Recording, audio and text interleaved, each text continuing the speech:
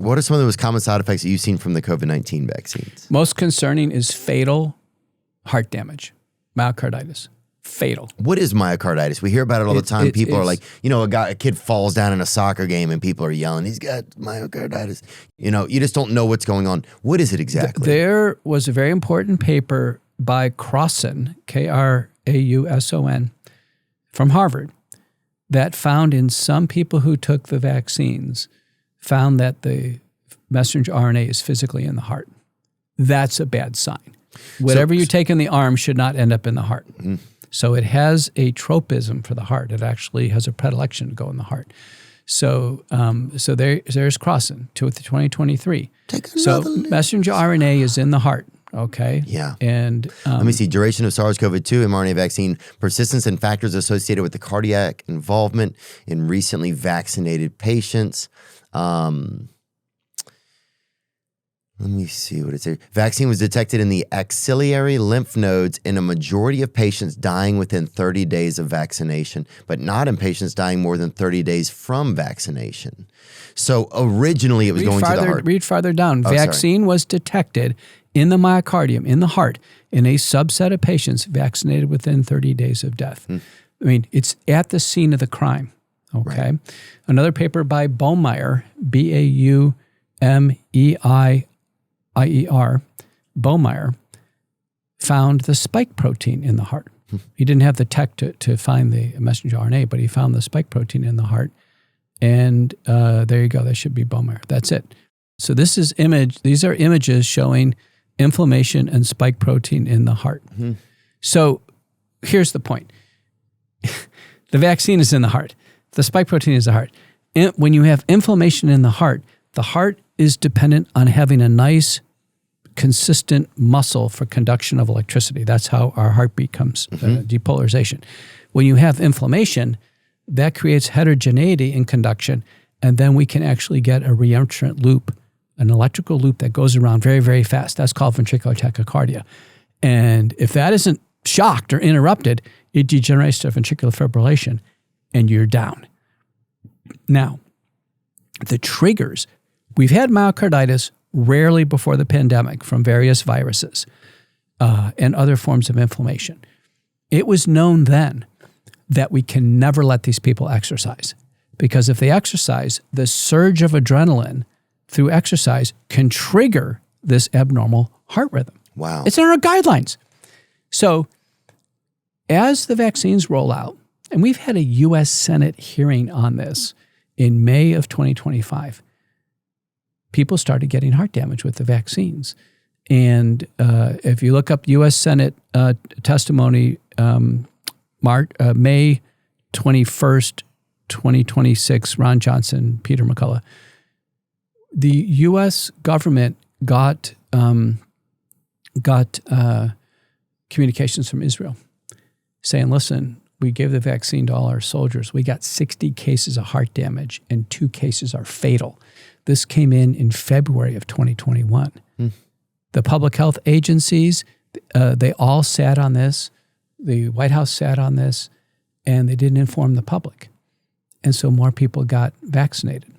Then a big bomb hit, and the bomb hit, that's my opening statement right there, a big bomb hit in August of 2021, where a paper was published from Washington University in St. Louis. First author is Verma, V-E-R-M-A. And they describe a 42-year-old man who takes a Moderna shot, develops myocarditis, gets really sick, goes in the hospital, and he dies right in front of them. They can't save him. With all the technology that we have, life support systems, everything else, he dies. Brutal, fatal myocarditis. And this is New England Journal of Medicine.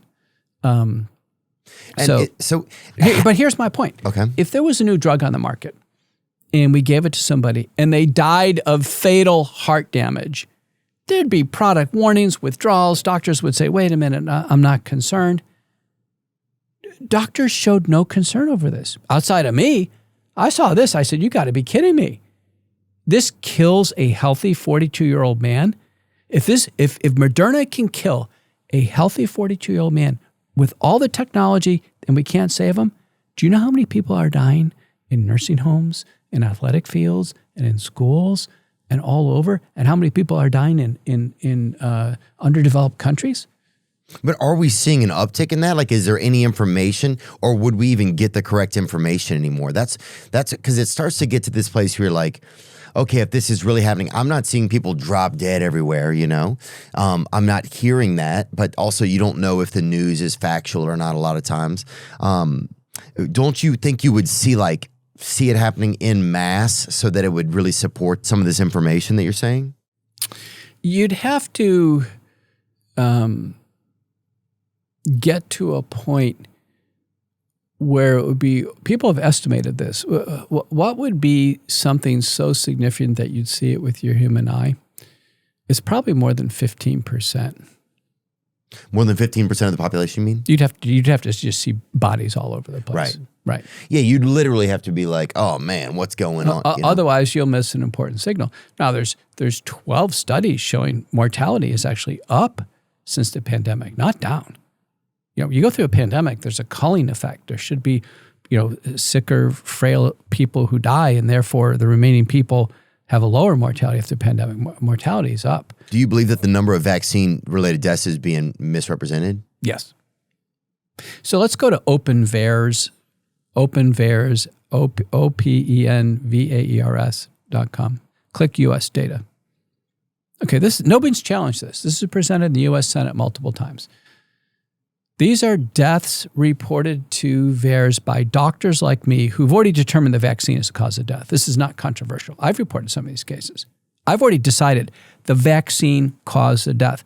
I've filed the death certificate. I've looked at the autopsy. I've looked at the MRIs. I've looked at all the data. This is not up to the CDC to decide. Understood. I've decided, okay?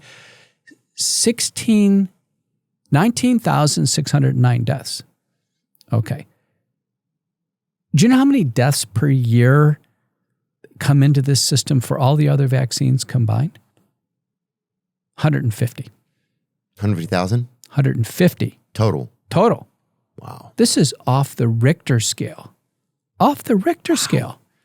And so in Senate, in House and Senate and FDA testimony, people say, wait a minute, if you don't have the vaccine card and you're not willing to report it and you don't have all the data, it can't be reported.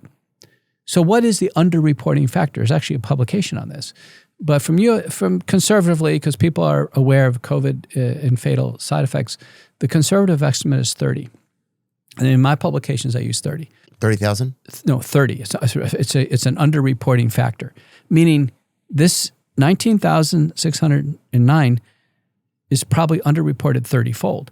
So the true number of vaccine deaths is between 500 and 600,000 deaths. No way. Yeah. Wow. Now, listen. And how do you get that 30x? Well, there's a paper by Lazarus that said it's 100. It's 100-fold underreported. People said, no, people know about these COVID vaccines. So we are reporting more deaths now than other vaccines. But 30-fold underreported is conservative. It's conservative. But even if there's no underreporting, 19,609. What if we had 19,609 people die from a new energy drink? Yeah. People would be outraged. Like Prime or whatever. Right? I mean, we have a couple of people die in a building collapse. It makes the news. You have Nancy Guthrie, bless her heart, she's abducted from her home. It's on the news for weeks on end. Yeah, Kash Patel can't even find her. He's out partying or whatever. Right. No, but what I mean is, he's at hockey. One death is too many.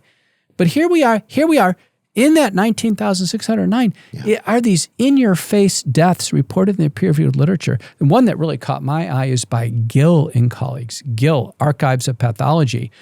This is terrible. This is two boys. They're teenagers. They die after taking Pfizer, and they're found, Gil, they're found in their beds, dead at home by their parents. They get autopsies. They bring in expert pathologists. It's conclusive. They died of taking the Pfizer vaccine. Healthy, young adolescents. Let me read this. Clinical and autopsy investigation of two teenage boys who died shortly following administration of the second Pfizer BioNTech COVID-19 dose. The myocardial injury seen in these post-vaccine hearts is different from typical myocarditis and has an appearance most closely resembling a catecholamine-mediated stress cardiomyopathy. Understanding these instances are different from typical myocarditis and that cytokine storm has a known feedback loop. Do you want me to translate? Yeah. Okay. I mentioned that. It's that electrical loop you were talking about. Wait, I mentioned the vaccine is in the heart, the spike protein is in the heart, there's inflammation. But what triggers the cardiac arrest is a surge of adrenaline that occurs on the playing field during athletics. It also occurs between 3 a.m. and 6 a.m. during the normal waking hours of sleep. They're called the waking hours. That's what happens.